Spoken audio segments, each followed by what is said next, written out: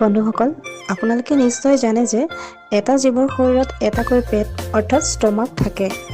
কিন্তু আপুনি বাৰু জানেনে, পৰুৱা এনে একমাত্ৰ জীৱ যাৰ দেহত দুটাকৈ পেট থাকে, যাক প্ৰাইভেট ষ্টমাক আৰু ছ'চিয়েল ষ্টমাক বুলি কোৱা হয়।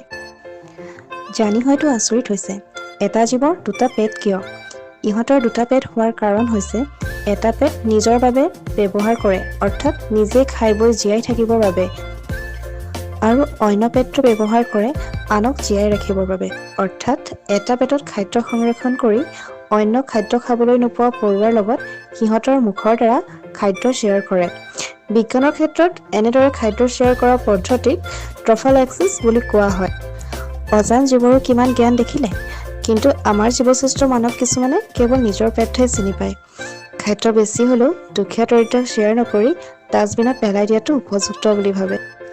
বন্ধুসকল, যদি এই প্ৰেৰণাদায়ক তথ্যটো জানি ভাল লাগিলে তেন্তে ভিডিঅ'টো লাইক আৰু শ্বেয়াৰ কৰি দিব। ইউটিউব চেনেলটো ছাবস্ক্ৰাইব কৰি দিব।